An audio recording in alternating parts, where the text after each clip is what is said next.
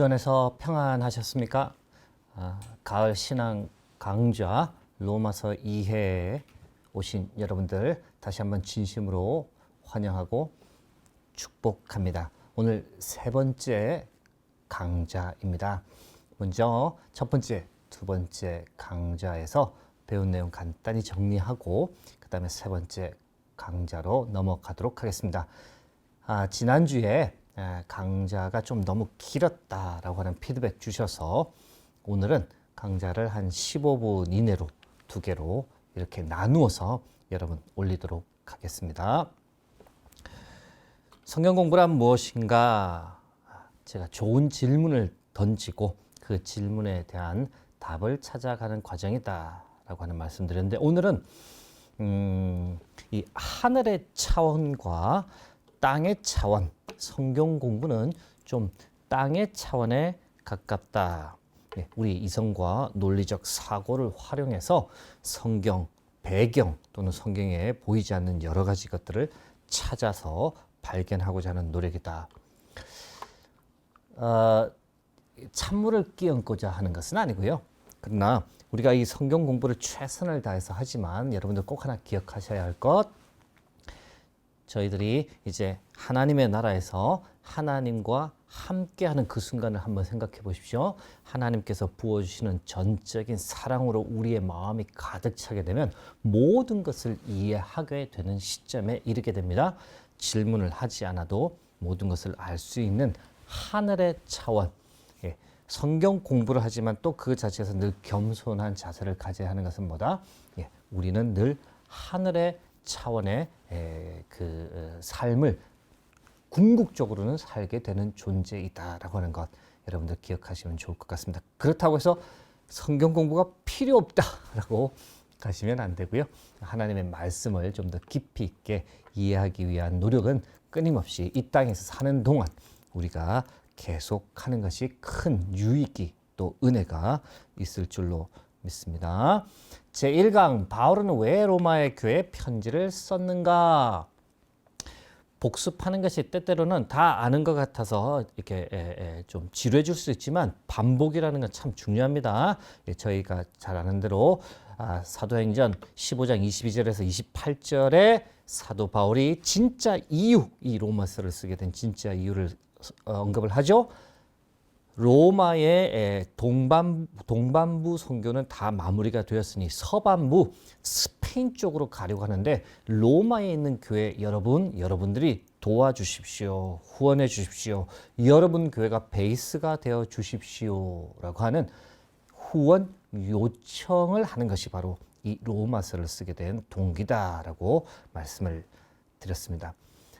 그리고 두 번째 강해에서는 로마에 있는 예수 공동체가 도대체 어떻게 시작되었을까? 사도 바울이 가기 전부터, 사도들이 가기 전부터 이미 교회가 형성되었는데 어떻게 시작되었는가? 지난주에 나누었듯이 AD 30년경 사도행전 2장 오순절 성령 강림 사건 때 오순절을 지키기 위해서 흩어져 있는 유대의 사람들, 유대인들이 절기를 지키러 예루살렘으로 올라오게 되고 오순절 성령 강림 사건을 같이 경험하게 되고 베드로의 설교를 통해서 믿는 자가 3,000이나 늘어난 역사가 있었다. 그들이 다시 고향으로 돌아간다. 로마로 가고 또 다른 지역으로 흩어져 가면서 그들이 바로 하나님께서 주신 그 믿음의 씨앗을 가지고 자기가 있는 곳에서 가정교회에서 그 하나님의 말씀들을 지켜나가며 교회를 일으키게 되었는데 이러한 역사를 볼 때 선교는 하나님께서 하시는 것이다. 놀라울 수밖에 없는 것이다. 라고 하는 고백을 하게 됩니다. 그 이후에도 이제 저희가 이런 몇 가지 점을 이제 좀 구체적으로 지난주에 나눴지만 꼭 한 가지 잊지 말아 주십시오라고 하는 것은 이 로마의 예수 공동체는 바로 오순절 성령 강림 사건에 의해서 그때 예수 그리스도를 만나고 하나님의 은혜를 경험했던 이들이 시작되었던 공동체일 것이다. 라고 말씀드릴 수 있습니다. 자, 오늘 제3강을 시작을 하고자 하는데요. 질문이 이렇습니다. 바울은 어떤 면에서 아굴라와 브리스길라가 자신들의 목까지도 내놓았다고 기록할까요? 제가 말씀을 직접 보여드리겠습니다. 로마서 16장 3절에서 4절 말씀이죠. 바울이 이렇게 이야기합니다. 너희는 그리스도 예수 안에서 나의 동역자들인 브리스가와 아굴라에게 문안하라. 그들은 내 목숨을 위하여 자기들의 목까지도 내놓았나니 라고 하는 평가를 사도 바울이 이 아굴라와 브리스길라를 향해서 이야기합니다. 대단한 평가입니다. 사도 바울을 위해서는 자기들의 목까지도, 자기들의 생명까지도 던질 수 있다라고 사도 바울이 확신할 만큼 그러한 동역자인 브리스길라와 아굴라, 오늘은 이 두 사람의 삶에 대해서 좀 집중을 하고자 합니다. 이 두 사람의 삶의 여정을 쭉 따라가다 보면 특별히 바울을 더 이해할 수 있고 로마의 상황을 이해할 수 있게 됐고 복음의 확장을 더 이해할 수 있기 때문에 오늘 특별히 이 아굴라와 브리스길라의 믿음에 대해서 차근차근 좀 살펴보는 시간을 갖고자 합니다. 이제 이쯤 되면 언제 로마서를 직접 볼 겁니까? 라는 질문을 하시게 될 텐데요. 다음 주부터 로마서를 다 다룰 수 있을지 모르겠지만 로마서를 한번 본문을 직접 가지고 더 깊이 있게 다루는 시간 진행해 보도록 하겠습니다. 자, 아굴라와 브리스길라 신약에 6번 언급이 되고 있는 것을 보게 됩니다. 사도행전 18장에 3번 언급되고 있고요. 시기는 약간 차이가 납니다만은 로마서 16장 3절, 고린도전서 16장 19절 시간적 순서대로 하면, 그리고 로마서 16장 3절에서 5절, 그리고 마지막으로 디모데후서 4장 19절에서 21절입니다. 제가 이러한 순서대로 배열을 한 것은 여러분들 오른쪽에서 보시는 대로 시간의 흐름에 따라서 이 아굴라와 브리스길라가 어떻게 언급되어 있는지를 보고 어떤 장소의 이동 또는 뭐 상황의 변화 이런 것들을 구체적으로 살펴보고자 합니다. 오늘 그래서 이 순서대로 진행합니다. 1, 2, 3까지 한 다음에 동영상을 멈추고요. 그 다음에 두 번째 동영상 4, 5, 6 살펴보고 그 다음에 총 정리를 한번 하는 시간 가지도록 하겠습니다. 자, 오늘 하고자 하는 지금 이 살펴보고자 하는 것의 질문이 뭐라고요? 바울은 왜 아굴라와 브리스길라를 표현할 때 자신을 위해서 정말로 자기들의 목까지도 내놓을 수 있는 사람들이다라고 평가를 했을까? 그 평가를 내리기까지 어떤 과정이 있었는지를 차근차근 한번 살펴보고자 합니다. 네, 첫 번째 사도행전 18장 1절에서 13절, 이때의 배경은 AD 49년에서 50년 되겠습니다. 한번 본문을 읽으면서 설명해 드리면, 그 후에 바울이 아덴을 떠나 고린도에 이르렀다. 고린도 중요합니다. 바울이 1년 6개월간 머물면서 사역했던 지역입니다. 그런 면에서 중요합니다. 그리고 특별히 여기서 아굴라와 브리스길라를 처음 만났던 지역이 되겠습니다. 지도를 보시면 언제냐? 바울이 2차 전도 여행 때입니다. 안디옥에서 출발을 했고 고린도에 빠르면 AD 49년일 수도 있고요. 조금 시간이 지체됐으면 AD 50년 초반일 수도 있고 그렇습니다.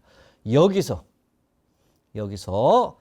아굴라 브리스길라 부부를 처음 만나게 되었다. 그리고 말씀드린 대로 1년 6개월, 사도행전 18장 11절에 나옵니다. 1년 6개월을 머물면서 집중적으로 사역을 했던 곳입니다. 여기서 이제 핵심적인 지역 두 개를 여러분들 기억하시면 좋겠다 하면 역시 고린도 1년 6개월 시간을 보냈던 지역, 3년의 시간을 보냈던 에베소, 두 지역이 아주 바울에게는 핵심적인 지역입니다. 바울이 왜 이렇게 했냐라고 하는 것을 이유는 바울은 이 에베소를 중심으로 이 아시아를 이렇게 복음화하고자 하는 이제 중심지로 삼았고, 고린도를 중심으로 마게도냐 지역, 그 다음에 로마를 중심으로 이제 서바나까지 가고자 하는 어떤 그런 하나의 복음 전초 기지 베이스를 생각을 한 겁니다. 그래서 그만큼의 시간을 고린도에서 1년 6개월, 에베소에서 3년의 시간을 보내었다라고 보시면 되겠습니다. 아굴라, 유대인입니다. 본도에서 났다. 로마에서 떠나라고 해서 이탈리아로부터 새로 왔다. 고린도에. 그러다 보니까 로마에 살고 있었다라고 보실 수 있는 거죠. 혈통적으로는 유대인인데 이제 로마에서 살고 있었다. 아내는 브리스길라이다. 이 브리스길라에 대한 이제 추측이 많습니다. 아굴라는 유대인이라고 하는 분명한 표현을 가지고 있는 반면에 브리스길라는 그냥 그 아내라고 하는 표현밖에 없기 때문에 브리스길라가 유대인이냐 아니냐의 논란도 있고요. 또 로마에 이렇게 꽤 명망이 있는 집안의 딸이다 아니다 이런 이야기가 있습니다. 특별히 이 콜린즈라고 하는 학자, 그리고 로버트 제베스라고 하는 이런 학자들은 이 브리스길라가 로마에 꽤 명망 있는 집안의 딸이다라고 그렇게 설명을 하기도 합니다. 100% 확신은 하지 못하지만 그런 설명들이 있게 됩니다. 글라우디오, 지난주에 한 것과 조금 이제 겹치는 부분이 아무래도 좀 있긴 합니다.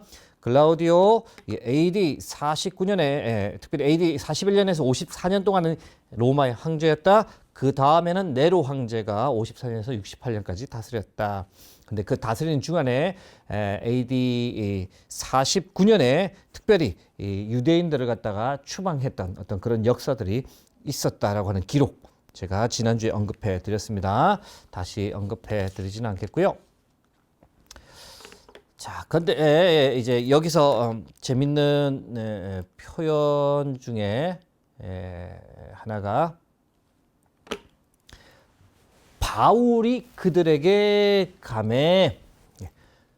바울이 2차 전도여행을 하다가 고린도에 갔습니다. 그리고 아굴라와 브리스길라도 글라우디오의 로마에서의 유대인 추방령 때문에 고린도에 왔습니다. 그 소식을 들은 바울이 먼저 적극적으로 그들을 찾아갔다. 어떻게 만남이 이루어졌는지 모르겠지만 그냥 상상을 한번 해볼 수 있는 거죠.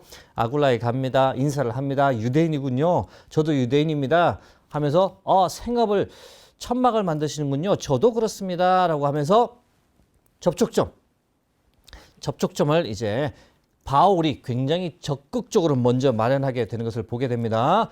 이때 만났을 때 아굴라와 브리스길라가 예수 그리스도에 대한 믿음을 가지고 있었는지에 대해서는 불분명하다.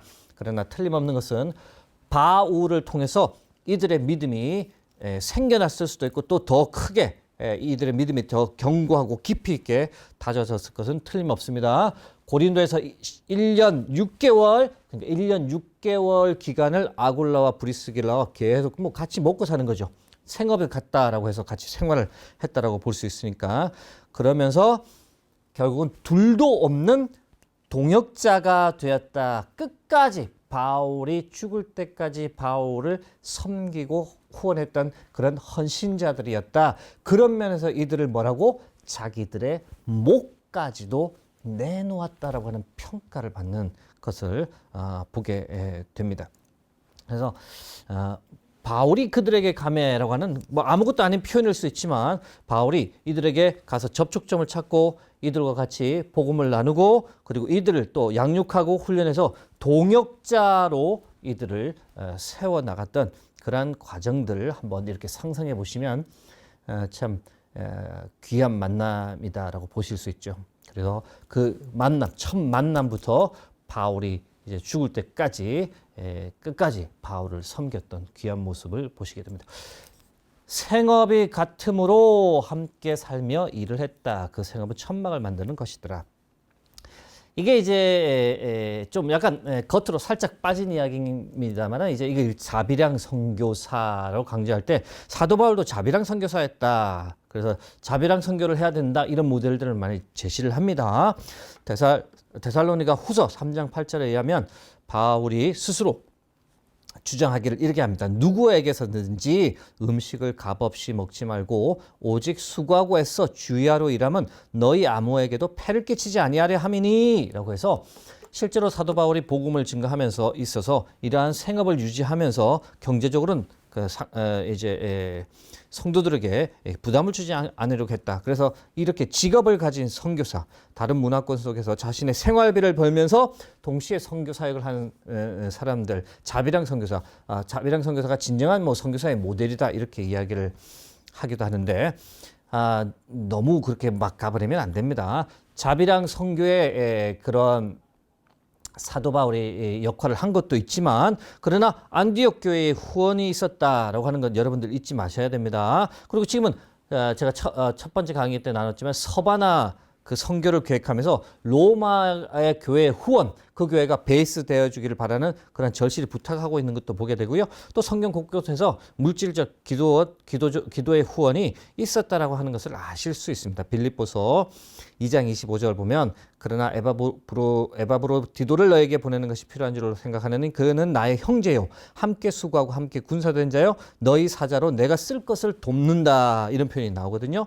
빌립보서 4장 16절에도 그렇습니다. 너희가 한두 번 아니라 두 번이나 나의 쓸 것을 보내었다라고 해서 자비랑 선교의 사로서도 활동했지만 또 물질적 그런 후원을 완전히 안 받은 것은 아닙니다. 그래서 어떤 자비랑 선교사의 모델만을 강조하거나 그러면 이렇게 좀 약간 너무 치우친 부분인데 제가 오늘 요 부분이 나와서 그러니까 너무 그런 부분만 강조해서 보다 보면 다른 쪽 메시지를 이렇게 간과하실 수가 있습니다. 그래서 균형을 잘 성경 공부할 때는 항상 다른 쪽이 뭐가 없나라고 균형을 잘 맞추시는 것이 좀 필요합니다. 자, 요약해서 말하면 아굴라와 브리스길라를 AD 49년이 빠르면 49년이고요. 늦으면 50년에 고린도에서 처음으로 만나서 1년 6개월간 같이 생활을 하게 된다. 신앙적 영향을 굉장히 받을 수 있는 시간이 되었다라고 보실 수 있죠. 자, 두 번째 본문 들어갑니다. 사도행전 18장 18절에서 23절. 시기는 조금 한 1, 2년 후에 AD 51년에서 52년 정도로 보고요. 바울은 더 여러 날 머물다가 형제들과 작별하고 배 타고 수리아로 떠나간다. 고린도에서 나오게 됩니다. 고린도에서 이제 소요가 이제 생겼습니다. 분쟁이 있어서 1년 6개월 사역하다가 나오게 되는데 수리아는 시리아입니다. 오늘날 시리아 안디옥 이제 다시 돌아가려고 한다는 겁니다. 그때 브리스길라와 아굴라도 함께 나왔다. 고린도에서 함께 나왔습니다. 대단하죠. 삶의 터전을 이제 1년 6개월, 2년 정도 이제 또 이렇게 삶의 터전을 바울 때문에 완전히 던지고 에베소로 오게 됩니다. 죄송합니다. 네, 제가 아까 지도 여기가 고린도였습니다. 갱그레아에서 이제 머리를 깎았다. 서역한 게 있어서 그런 다음에 백길 바다 건너서 에베소에 옵니다. 여기서 이제 바로는 3년은 아니고요. 3차 전도 때 여기서 이제 근데 이제 제가 금방 설명해 드리겠습니다만 이 에베소에 왔습니다. 근데 사도 바울은 돌아가 버립니다. 바로. 그런데 아굴라와 브리스길라는 여기에 계속 남습니다. 그게 왜인지를 또 알면 이들의 헌신이 참 중요하다라고 하는 생각을 해보게 되는데요. 에베소에 왔습니다. 그들을 거기에 머물게 하고 자기는 회당에 들어가서 유대인들과 변론한다. 항상 그렇죠. 사도 바울의 선교 전략, 전도 전략의 첫 번째는 자기 동족 갑니다. 회당이 어디 있지? 저기 있네. 가서 이제 회당을 찾아가서 유대인들을 압니다. 유대인들한테 복음을 전하는 이유는 유대인들이 이제 메시아를 기다리고 있었기 때문에 모든 복음의 내용들을 기본적으로 압니다. 오늘날도 마찬가지지만. 그래서 예수가 메시아다라고 하는데 그 중에 일부는 하나님께서 택하신 사람들은 받아들이고 또 아니야라고 막 거부하는 사람들도 있고 그런 이제 소요가 일어날 수 있게 되는 거죠. 그런 다음에 말씀드린 대로 바울은 가이사라 가고 안디옥을 갑니다. 얼마 있다가 떠나 이제 3차 전도 여행을 바로 시작합니다. 바로 그거 52년까지 2차 전도 여행 하다가 쓱 안디옥 갔다가 이제 바로 3차 전도 여행을 시작해서 실제로 사도 바울이 향하고자 했던 것은 에베소였다. 아굴라와 브리스길라가 있었던 에베소였다라고 그렇게 또 이제 보실 수가 있는데요.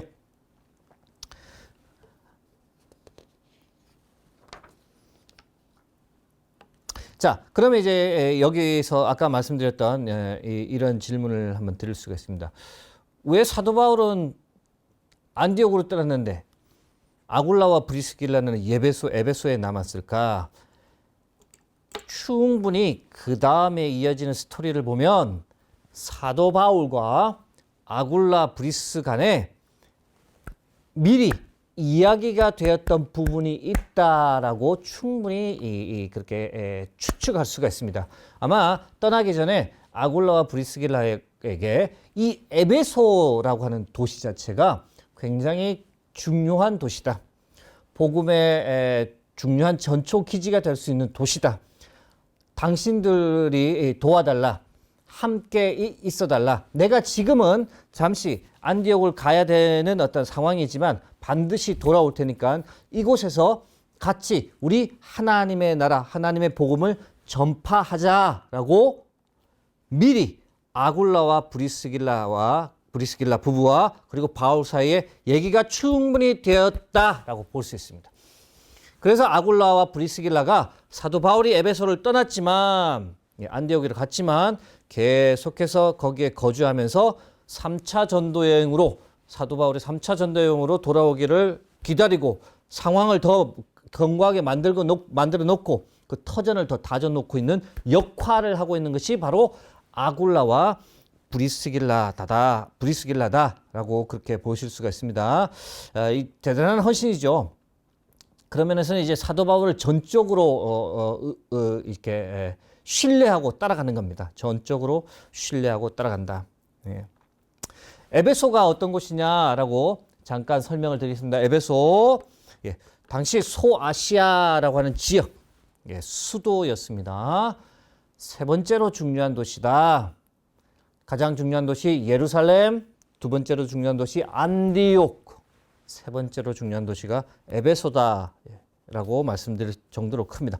최대의 상업 및 교통 중심지였고 학자들마다 당시에 인구가 얼마나 되냐, 그걸 갖다가 에리어에 몇 명 사냐에 따라서 이제 좀 약간 크기가 최소로 잡는 사람은 5만 명이다. 최대로 잡는 사람들은 한 20만 명이 살고 있다. 뭐 이렇게까지도 이야기합니다만은 아무튼 뭐 상업 및 교통의 중심지였고 세계 7대 유물에 속하는 아데미 신전 극장이 있고 뭐 그렇습니다. 나중에는 이제 안타깝지만 이것도 이제 에베소도 이렇게 좀 멸망의 길로 가게 됩니다만은 무분별한 이제 살림의 벌채 때문에 땔감 목재 필요해서 막 그냥 벌채를 해버렸더니 그게 살림을 크게 훼손하게 되고 그것 때문에 헐벗은 산 위에 비가 올 때마다 흘러내려 버리고 하면서 이게 도시가 좀 이제 황폐해져 버리게 됩니다.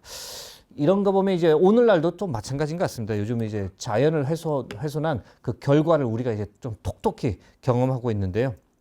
뭐 이게 역사 속에서도 동일하게 일어났던 일들인 것들을 알게 됩니다. 중요합니다. 에베소 아까 말씀드린 대로 사도 바울이 3차 아굴라와 브리스길라가 먼저 남아 있었고요. 3차 전도여행 때 돌아와서 아굴라 브리스길라 부부와 함께 두란노 소원에서 2년간 말씀을 강론했다. 총 3년을 에베소에서 생활했다. 이 에베소를 아시아 복음의 전초 기지로 삼았다라고 할 수 있는 아주 귀중한 사역. 그 사역의 베이스를 누가? 아굴라와 브리스길라가 미리 마치 세례 요한이 예수 그리스도의 오심을 준비한 것 같이 아굴라 브리스길라가 사도 바울이 3차 전도여행 돌아오기 전에 이미 에베소라고 하는 지역의 터전을 잡아놓고 사도 바울이 오면 말씀을 전하기에 부족함이 없도록 그렇게 베이스를 잡았다라고 하는 면에서는 대단한 동역자가 아닐 수 없다라고 말씀드릴 수 있습니다. 자, 단순한 동역자였냐?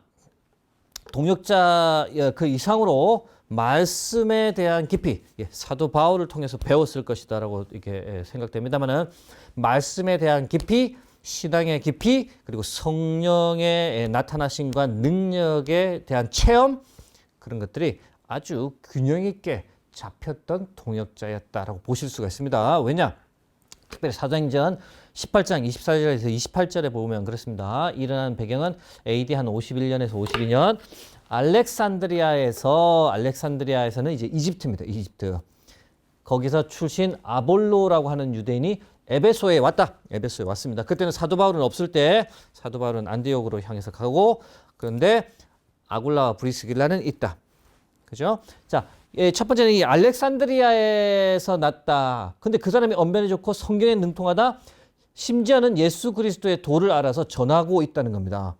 역시 알렉산드리아, 이집트에도 사도들이 간 적도 없고 그러지만 이미 하나님께서 그곳에서 복음이 전파될 수 있도록 했던 놀라운 이제 또 하나의 샘플이라고 볼 수 있는 거죠.